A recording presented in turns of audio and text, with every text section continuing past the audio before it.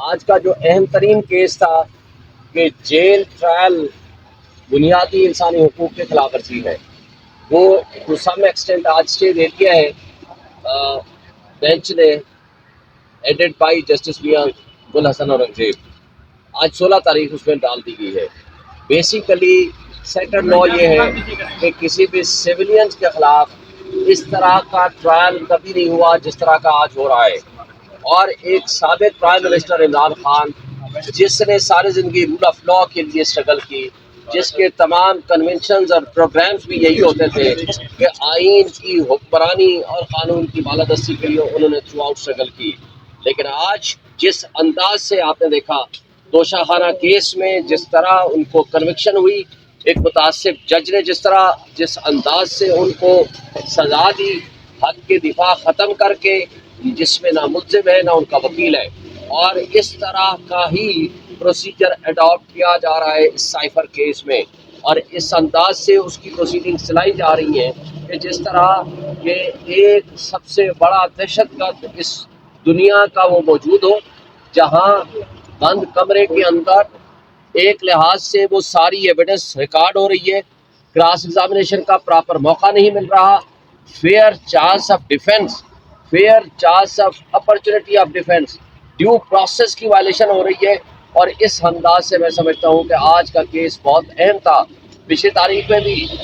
Justice صاحب نے یہ کہا تھا اٹارنی جنرل کو کہ آپ یہ ہمارا پیغام دے دیں، لیکن وہ پیغام کو مس انٹرپریٹ کیا اور اس کے بعد انہوں نے ایویڈنس ریکارڈ کرنی شروع کر دی،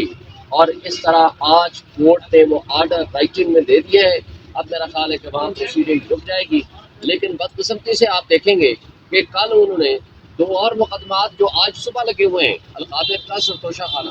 اور ان میں جس میں آج فیصلہ ہونا ہے کہ عدم پیروی پہ ضمانتیں خارج نہیں ہو سکتی،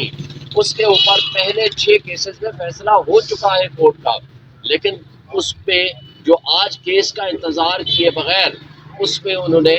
گرفتاری ڈال دی، which is illegal and unlawful۔ یہ بدنیتی پہ مبنی بھی ہے۔ ریاستی ادارے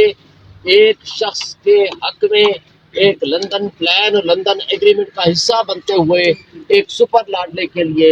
ایک باندی کا رول ادا کر رہے ہیں، یہ قابل افسوس بات ہے۔ اور ابھی تک آپ نے دیکھا الیکشن کمیشن آف پاکستان نے وہ رائٹنگ میں وہ بلے کے نشان کا آرڈر ابھی تک ہمیں نہیں ملا، اور اسی طرح جو الیکشنز کو وقت سے پہلے متنازع کرنے کی کوشش ہو رہی ہے، اور عمران خان کو جیل میں رکھا ہے، اور سپر لاڈلے جو ایک اشتہاری مجرم تھا اس کو اتنا سپیڈی اس کے حق میں فیصلے کر کے عدلیہ نے بھی اپنے آپ کو متنازع کر دیا ہے، یہ قابل افسوس بات ہے۔ تو سر صاحب یہ بتا دیں کائنڈلی، کیا اس سے پہلے کسی بھی ملزم یا مجرم کا جیل ٹرائل نہیں ہوا؟ دہشت گردوں کا جیل ٹرائل ہوتا ہے، جو دہشت گرد باہر آئے گا تو ان کے دہشت گردی کے مقدمات اتنے زیادہ ہوں کہ دہشت گرد ان کو چھڑا کے نہ لے جائیں، اس طرح کے حالات میں جیل ٹرائل ہوتا ہے۔ اس طرح کے حالات میں جیل ٹرائل نہیں ہوتا کہ ایک سابق پرائم منسٹر